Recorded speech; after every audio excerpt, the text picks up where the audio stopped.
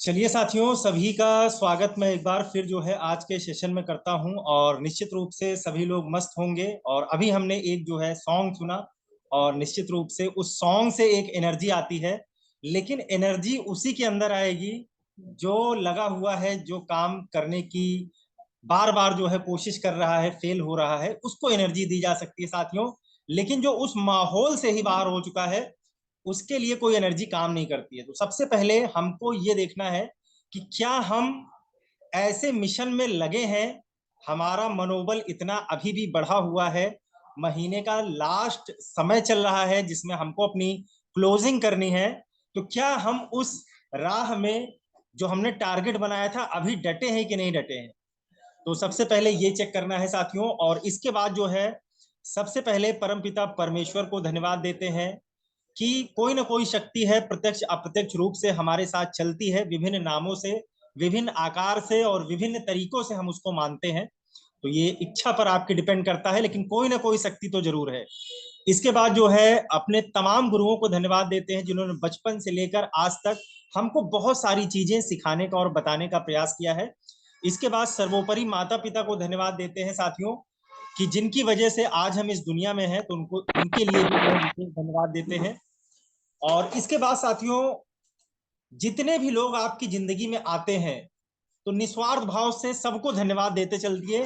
कोई आपको अच्छा कहता है, बुरा कहता है, कोई कुछ नहीं कहता है, कोई कुछ भी कहता है, इससे मतलब नहीं है। आप सबको धन्यवाद दीजिए कि ठीक है सर, आपने ऐसा व्यवहार किया, ऐसी चीज किया, आपको इसके लिए जो है धन्यवाद है।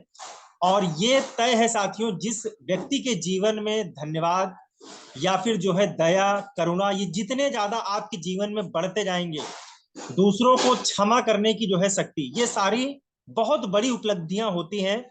और शायद जो हमारे बड़े बड़े ऋषि मुनि थे, आपने देखा होगा किसी को वो शाप दे दिया करते थे और शाप देने के बाद वो चीज सही सिद्ध हो जाया करती थी। वो क्यों होता था? क्योंकि उनके अंदर वो सारी चीजें रहती थी। जो मनुष्यता की क्वालिटी है उसको हमको विकसित करना है। हम किसी भी व्यवसाय में हो, किसी भी पेशे में हो, कोई मैटर नहीं करता है।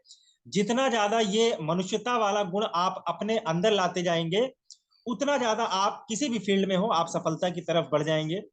तो साथियों, आज जो हम लोग बात करने वाले हैं, हम बहुत सारी बीमारियों के विषय में रोज चर्चा करते हैं कि हमारे पास बहुत सारे सप्लीमेंट हैं।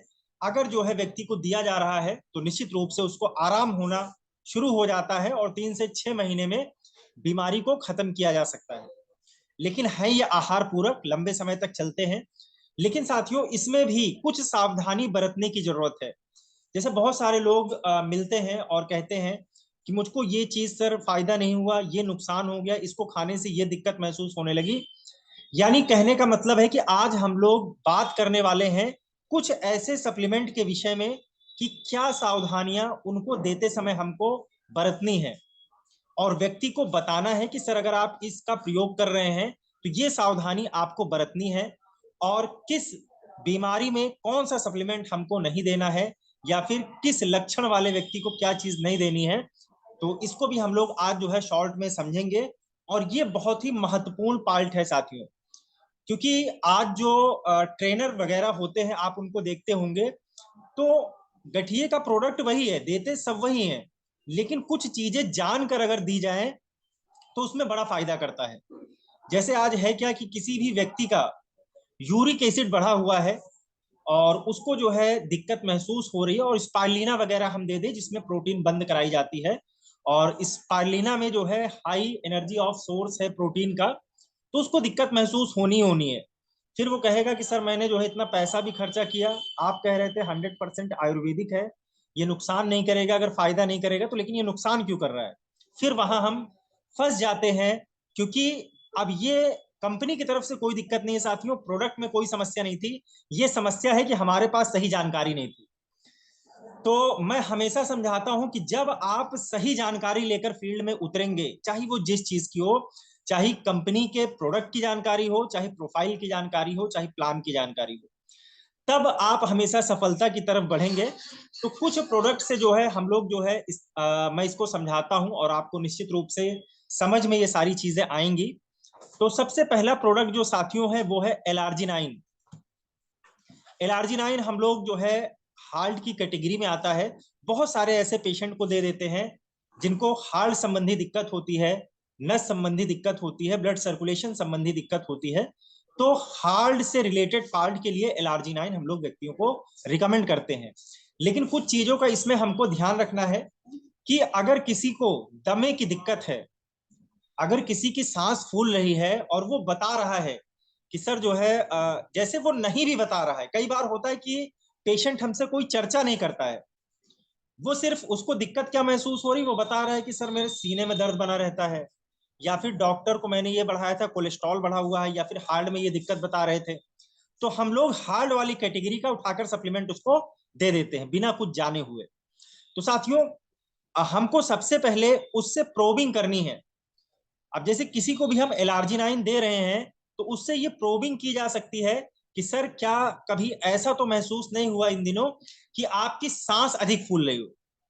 अब देखिए, दमा एक अलग चीज है और सांस फूलना, अगर कोई हार्ट का पेशेंट होता है तो भी उसकी जो है सांस फूलना कभी कभार स्टार्ट हो जाती है।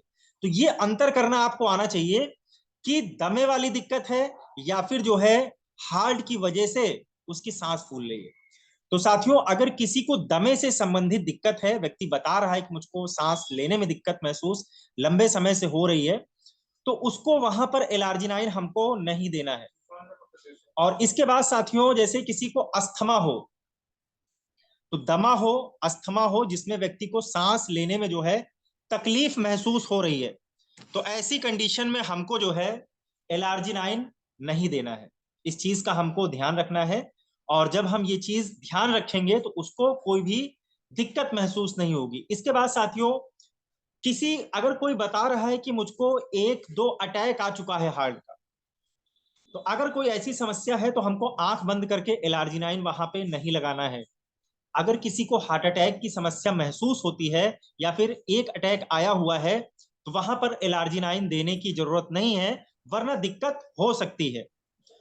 और इसके बाद साथियों, हमको ध्यान रखना है कि कोई अगर महिला है जो प्रेग्नेंट है तो एल-आर्जिनाइन उसको नहीं देना है, या फिर अगर ऐसी समस्याएं हैं कि उसको देना भी पड़ रहा है तो उसको ये कह के आप दे सकते हैं कि जो भी आपका जो है डॉक्टर है, जिनसे भी आपका ट्रीटमेंट चल रहा है, जहां आप दिखा रहे हैं, एक बार उनसे जो है राय ले लीजिए कि ये चीज खानी चाहिए कि नहीं खानी चाहिए, और प्रोडक्ट देकर हम उनसे ये चर्चा करवा सकते हैं। इसके बाद क्या है साथियों कि लेकिन फिर भी अपनी तरफ से ध्यान रखिए कि कोई गर्भवती महिला है तो उसको एल-आर्जिनाइन देने का प्रयास ना कीजिए। इसके बाद साथियों, एक और एल-आर्जिनाइन दिक्कत का कारण कहीं कहीं बन जाता है। जैसे हम लोग जिसको भी एल-आर्जिनाइन दे रहे हैं उससे पूछ ले कि सर त्वचा संबंधी दिक्कत तो आपको नहीं है, खुजली वगैरह तो नहीं होती है, आपको कभी चर्म रोग वगैरह की समस्या तो नहीं है प्रेजेंट टाइम में। जब वो ऐसी बातें बताता है कि नहीं मुझको खुजली वगैरह नहीं होती, चकत्ते वगैरह नहीं पड़ते, कोई दिक्कत महसूस नहीं होती है, तब वहां पर एल-आर्जिनाइन देना है। अन्यथा अगर किसी को स्किन डिजीज हो रही है, स्किन डिजीज का मतलब ये नहीं है साथियों कि दाना निकला हुआ है, चेहरे पर खुजली, ये स्किन डिजीज में नहीं आता है। स्किन डिजीज का मतलब है कि चर्म रोग, लंबे समय से खुजली वगैरह हो रही है, चकत्ते वगैरह पड़ रहे हैं, तो वहां पर हमको एल-आर्जिनाइन नहीं देना है। इसके बाद साथियों, जैसे किसी का लीवर अगर डैमेज रहता है या फिर जो है हाजमा सही नहीं रहता है, तो उस कंडीशन में भी एल-आर्जिनाइन दिक्कत पैदा कर सकता है। अब जैसे व्यक्ति को जब भी दीजिए एल-आर्जिनाइन, उसको बता दीजिए कि सर हो सकता है कि इसको लेने के बाद जो है पेट में हलचल महसूस हो, या फिर आपको जो है दस्त जैसा महसूस हो, 1-2 दिन ऐसा रहे, तो उसको पहले इस चीज से बता देना है। या फिर अगर ऐसी कंडीशन आ जाती है तो आपको घबराना नहीं है, अगर वो फोन कर रहा है तो समझ जाइए ये लक्षण है, उसके पेट की सफाई चल रही है। तो इस कंडीशन को दोस्तों हमको ध्यान रखना है कि एल-आर्जिनाइन कहाँ कहाँ नहीं देना है। अगर किसी को भी दिया गया है तो दस्त वगैरह पेट संबंधित ऐसी छोटी मोटी अगर प्रॉब्लम आ रही है तो ये दिक्कत का कारण नहीं है। और इसके बाद साथियों, अगला जो प्रोडक्ट है नोनी है, और बहुत ही ज्यादा वेस्टीज में नो इंजेक्शन नो ऑपरेशन के नाम से हम लोग इसको जो है देते हैं, और ये बहुत सारी चीजों में फायदा करता है। हमारी सेल्स को सही करता है, 63 खरब कोशिकाएं हमारे शरीर में हैं, उनको ये मजबूती देने का काम करता है। और हम लोग कहते भी हैं, और 100% इसमें है भी, कि अनन्नास से 40 गुना ज्यादा जेरोनाइन पाया जाता है। साथियों ये तो अच्छी बात है कि जो जेरोनाइन हमारी सेल्स को मजबूती देता है, लेकिन कई बार जेरोनाइन का प्रयोग नहीं भी करना है तो उस जगह पर हमको ये समझना पड़ेगा कि कहां पर हमको ये चीजें नहीं देनी है। तो सबसे पहले किसी भी पेशेंट को अगर आप नोनी दे रहे हैं तो उससे पूछ लीजिए, प्रोबिंग कीजिए कि सर किडनी से संबंधित कभी कोई दिक्कत तो आपको महसूस नहीं हुई है, या फिर किडनी से संबंधित कोई इलाज तो आपका नहीं चल रहा है। व्यक्ति बताएगा। मान लीजिए कोई कहता है कि सर मैंने कभी जांच ही नहीं कराई है। तो कुछ सिम्टम्स अगर किडनी में किसी के प्रॉब्लम होती है तो उससे पूछिए, सर आपको पेशाब में कभी दिक्कत तो महसूस नहीं होती है। अगर व्यक्ति कहता है नहीं, पेशाब में कभी दिक्कत महसूस नहीं हुई, उससे पूछिए कि सर आपके पैर के तलवे में कभी स्वेलिंग तो नहीं आती है। अब जैसे स्वेलिंग के कई कारण हो सकते हैं, लेकिन एक कारण किडनी का भी हो सकता है। जैसे कई बार होता क्या है साथियों, किसी के अंदर जो है हीमोग्लोबिन कम है या ब्लड की कमी हो रही है, तब भी पैर लटकाएगा तो उसके पैर में स्वेलिंग आ जाएगी। तो ये अंतर हमको और आपको समझना है कि ये ब्लड की कमी के कारण स्वेलिंग आई हुई या फिर किडनी से संबंधित कोई दिक्कत है। तो वहां पर हम जोड़ के देख लेंगे, अगर उसके पेशाब में कोई दिक्कत नहीं हो रही है तो वहां पर नोनी आराम से दिया जा सकता है। यानी एक लाइन में अगर समझा जाए, किडनी का किसी का कोई इलाज चल रहा है या फिर किडनी पेशेंट को हमको नोनी नहीं देनी है। इसके बाद जैसे होता क्या है कि लीवर की कमजोरी अगर किसी की है, लीवर किसी का कमजोर है, तो उस कंडीशन में भी हमको साथियों नोनी नहीं देनी है, क्योंकि नोनी में बहुत अधिक मात्रा में जो है पोटेशियम होता है और वो दिक्कत पैदा कर देगा। अगर आप नोनी देंगे तो हो सकता हो जिसका लीवर डैमेज हो वो उसको पचा ना पाए और बार बार दस्त आना और ये सारी दिक्कतें उसको महसूस हो सकती हैं। और इसके बाद जो है किसी को बवासीर संबंधी दिक्कत जो है महसूस हो रही है, तो उस कंडीशन में भी हम लोग नोनी ना दे, नोनी देने का प्रयास ना कीजिए। अन्यथा होगा क्या साथियों कि हम लोगों को कई बार लगता है कि नोनी अगर दे दिया जाता है तो उस कंडीशन में क्या होता है, डाइजेशन गड़बड़ कर देता है, लीवर में ये पच नहीं पाता है और कई बार जो है उसको दस्त बार बार आने शुरू हो जाते हैं। तो उसको ये महसूस होता है कि नोनी दे खाने पर मुझे जो है बवासीर में आराम मिल रहा है, लेकिन वो बार बार लैट्रिन जाने की वजह से उसको आराम मिलता है। तो नोनी देने का हम लोग प्रयास ना करें अगर किसी को बवासीर संबंधी दिक्कत है। इसके बाद साथियों अगली जो कंडीशन है कि किसी की अगर बीपी लो होती है, आप उससे पूछ लीजिए कि कहीं आपकी बीपी तो लो नहीं होती है। जिस व्यक्ति की बीपी लो होती हो उसको भी नोनी देने का प्रयास ना कीजिए, क्योंकि साथियों नोनी में पोटेशियम की बहुत अधिक मात्रा होती है और पोटेशियम जो है हमारे ब्लड प्रेशर को लो करने का काम करता है। अगर किसी की बीपी ऑलरेडी लो हो रही है तो और ज्यादा ये लो कर देगा और दिक्कत महसूस होगी, उसको चक्कर वगैरह या ऐसी दिक्कतें हो जाएंगी। तो साथियों समझ गए होंगे, मैंने 2 प्रोडक्ट के विषय में बता दिया आपको, एलार्जिनाइन का प्रयोग कहाँ नहीं करना है, नोनी का प्रयोग कहाँ नहीं करना है। इसके बाद हम लोग बहुत अधिक मात्रा में रिकमेंड करते हैं स्पायरुलिना। 45 पोषण क्षमता इसमें अकेले पाई जाती है साथियों। लेकिन कहाँ कहाँ पर हमको कुछ चीजों का ध्यान रखना है स्पायरुलिना में, कि शुरुआती साथियों अगर हम किसी को देते हैं तो बेस्ट कंडीशन क्या है कि अगर किसी को भी दिया जा रहा है तो शुरुआती 1 हफ्ते तक रोज जो है 1 कैप्सूल का सेवन सुबह शाम हम उसको करा सकते हैं। 1 हफ्ते के बाद भोजन के बाद सुबह शाम उसको दिया जा सकता है। स्पारुलिना में साथियों कुछ चीजों का हमको ध्यान रखना है। कोई दिक्कत नहीं है, स्पारुलिना अगर आप 1 देते हैं 2 देते हैं कोई समस्या नहीं आती है, लेकिन हमको किस चीज का ध्यान रखना है, अगर 6 साल से छोटी उम्र का कोई बच्चा है, लड़का है लड़की है, तो उस कंडीशन में हमको स्पारुलिना अवॉइड करना है। यानी 5-6 साल से जो छोटे बच्चे हैं साथियों, और ये कोई हार्ड एंड फास्ट रूल नहीं है, कई लोग होते हैं जो खिलाते हैं सूट भी करता है, लेकिन कई बार समस्याएं हो जाती हैं, तो रिस्क ना लिया जाए किसी भी चीज में। तो इस चीज का साथियों हमको ध्यान रखना है, कोई 6 साल से छोटी उम्र का बच्चा है तो उसको स्पारुलिना ना दे, क्योंकि इसमें बहुत अधिक मात्रा में एनर्जी होती है और बहुत सारी चीजों में ये काम करता है। तो इस चीज का हमको ध्यान रखना है। इसके बाद अगर कोई गर्भवती महिला है तो उस कंडीशन में भी हमको जो है उसको स्पारुलिना नहीं देना है। कई बार होता क्या है साथियों कि हम ये चीज प्रोबिंग में पूछ नहीं पाते हैं उससे और उसको दे देते हैं, उसको दिक्कत महसूस होने लगती है। क्योंकि अब ये समझिए गर्भवती कंडीशन में सिर्फ आप उस महिला को नहीं सही कर रहे हैं, आप जो चीज खिलाएंगे जो भी शिशु उसके गर्भ में होगा कहीं ना कहीं वो उस पर भी इफेक्ट डालेगा ही डालेगा। तो इस चीज का हमको ध्यान रखना। इसके बाद साथियों जो है जैसे किसी को बहुत ज्यादा जो है लौह तत्व वाले व्यक्ति और किडनी फेल की अवस्था में, जैसे कोई डायलिसिस पे है या फिर ऐसी संभावनाएं हैं जिसमें एनर्जी कम महसूस होती है, लेकिन कई बार हम वहां भी स्पालिना दे देते हैं। तो इस चीज का हमको ध्यान रखना है। कोई किडनी पेशेंट है या फिर दिक्कत उसको डायलिसिस वगैरह की चल रहा है, तो वो एब्जॉर्ब नहीं कर पाता है एनर्जी को, तो वहां भी दिक्कत महसूस हो सकती है। बाकी कहाँ देना है कहाँ नहीं देना आप समझदार हैं, लेकिन इन चीजों को देने से पहले एक बार प्रोबिंग कीजिए। जब आप प्रोबिंग करेंगे तो व्यक्ति को भी लगेगा कि इनको सप्लीमेंट के विषय में संपूर्ण जानकारी है, ये पूरी जानकारी इसके विषय में रखते हैं, कब कहाँ क्या देना चाहिए क्या नहीं देना चाहिए। इसके बाद साथियों नीम है, इसके विषय में सभी लोग जानते भी हैं कि जो है नीम में अगर किसी को दमा अस्थमा की कोई दिक्कत है तो वहां पर ये जो है कभी कभार दिक्कत पैदा कर देती है, तो नीम ऐसे व्यक्ति को ना दे जिसको दमा या अस्थमा हो। इसके बाद जो है कोएंजाइम क्यूटेन है, तो कोएंजाइम क्यूटेन हम लोग कम ही देते हैं, लेकिन इस चीज का हमको ध्यान रखना है कि माइट्रोकांडिया जैसे कि पावर हाउस जो होता है उसको हमारे शरीर में एनर्जी देने का काम करता है। तो इसको साथियों 35 साल से ऊपर की किसी की अवस्था है तो उसको कोएंजाइम क्यूटेन दिया जा सकता है। इससे कम उम्र वाले को कोएंजाइम क्यूटेन मत दीजिए। इसके बाद साथियों एक और प्रोडक्ट है वेस्टीज आयरन फोलिक, सभी लोग इसके विषय में जानते हैं और बहुत ही पावरफुल ये सप्लीमेंट है।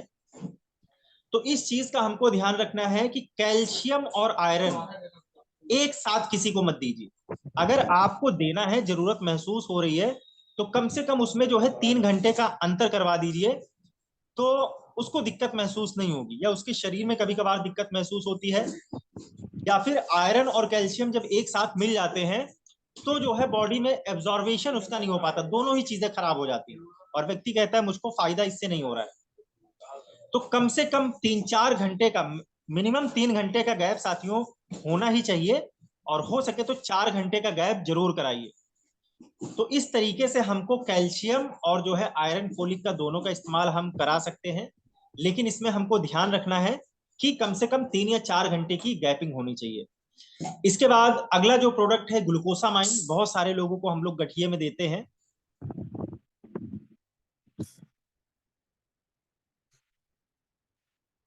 चलिए कोई दिक्कत नहीं साथियों। अगर कोई डायबिटीज का पेशेंट आपको मिल जाता है लेकिन उसको गठिए की समस्या है, तो कई बार होता क्या है साथियों कि डायबिटीज की वजह से व्यक्ति को गठिया हो जाती है। तो गठिए में होता क्या है कि हम लोग सीधे उसको उठाकर जो है ग्लूकोसामाइन, इस चीज का हमको ध्यान रखना है कि अगर ग्लूकोसामाइन दिया जा रहा है किसी शुगर पेशेंट को तो उसके साथ नीम जरूर लगानी है। अगर हम नीम नहीं लगाएंगे और सिर्फ ग्लूकोसामाइन दे देंगे तो उसका शुगर लेवल बढ़ जाएगा और उसको दिक्कत महसूस होने लगेगी। तो इस चीज का हमको ध्यान रखना है। इसके बाद आंवला है, आंवले के विषय में ध्यान रखना है। हम लोग कई बार व्यक्ति को आंख बंद करके एलोवेरा आंवला पेट से संबंधित दिक्कत के लिए दे देते हैं, जो सही भी है, लेकिन साथियों एक प्रोबिंग जरूर कर लिया कीजिए कि कहीं सर आपको दमा या फिर सांस लेने में ऐसी दिक्कत तो महसूस नहीं होती है, या फिर दमा वगैरह तो आपको नहीं है, अस्थमा की दिक्कत तो नहीं है, इनहेलर तो नहीं चलता है आपका।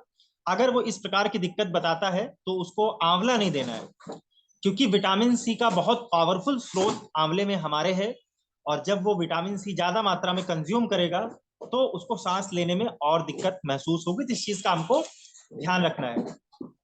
इसके बाद साथियों वैसलीन कैप्सूल आता है, बहुत सारे लोग को हम लोग इस्तेमाल करा, तो इस चीज जो है हमको ध्यान रखना है कि अगर किसी को भी वैसलीन कैप्सूल दिया जा रहा है तो उसको एक चीज जो है बता देनी है कि सर जब इसको आप लेना शुरू करेंगे तो हो सकता है कि हल्का बहुत आपको 19-20 ऐसा महसूस हो कि मेरे सर में जो है दर्द है, दर्द हो रहा है, या फिर जो है एसिडिटी हो सकती है, वीकनेस हो सकती है, वजन कम ज्यादा नहीं होगा, लेकिन ये है कि उसको ऐसा महसूस होगा, क्योंकि जब हम इसको देते हैं तो बहुत पावरफुल तरीके से हमारी जो शरीर में जो वेट बढ़ाने वाले कारक होते हैं, जो सेल्स होते हैं, उसको धीरे धीरे जो है खत्म करने का काम करता है। तो व्यक्ति को ऐसा महसूस हो सकता है लेकिन होता नहीं है, लेकिन धीरे धीरे परमानेंट तरीके से वो वेट उसका लॉस होता है, अतिरिक्त एनर्जी जो होती है उसको ये बर्न करने का काम करता है। तो ये हल्का बहुत 19-20 महसूस होगा, तो पहले से उसको बता दिए सर अगर ऐसी कंडीशन आए तो घबराइएगा नहीं, प्रोडक्ट को आप कंज्यूम करते रहिएगा। अगर आपको महसूस होता है कि हल्का बहुत 19-20 सर में दर्द हो रहा है या डाइजेशन में मेरे प्रॉब्लम आ रही है, तो ये इसके लक्षण है, कोई दिक्कत वाली बात नहीं। इसके बाद साथियों हम लोग एक प्रोडक्ट और रिकमेंड करते हैं, डायरेक्टरी फाइबर, और बहुत सारे लोगों को देते हैं। अगर किसी को पेट संबंधित, लीवर संबंधित या फिर हाजमा खराब होने की दिक्कत है, तो आंतों की सफाई के लिए हम लोग फाइबर का इस्तेमाल कराते हैं। लेकिन एक चीज का हमको ध्यान रखना है, जिस भी व्यक्ति को दिया जा रहा है उससे ये स्पष्ट बताना है कि 3 से 5 लीटर पानी पीना अनिवार्य है। अगर आप 3 से 5 लीटर पानी नहीं पिएंगे तो हो सकता है कि आपको पेट में दिक्कत महसूस हो, लैट्रिन ना हो 1-2 दिन और दिक्कत आपकी बढ़ जाए। और दूसरा साथियों इस चीज का ध्यान रखना है कि डायरेक्टरी फाइबर रात में कंज्यूम नहीं करना है। कई बार होता है कि व्यक्ति को हम जल्दबाजी में बता नहीं पाते हैं या वो समझ नहीं पाता है और वो सुबह शाम दोनों टाइम लेना शुरू कर देता है, या उसके माइंड में ये आता है कि यार इन्होंने लिखा है सुबह एक बार, तो जैसे अन्य प्रोडक्ट जो है अगर सुबह शाम लिए जा सकते हैं, अगर मैं सुबह भूल गया हूं तो इसको रात में ले लें। कई बार उसके मन में ये शंका आ जाती है और वो रात में कंज्यूम कर लेता है, दिक्कत बढ़ जाती है। तो स्पष्ट शब्दों में उसको ये बता देना है कि सर सोते समय इसको कंज्यूम नहीं करना है।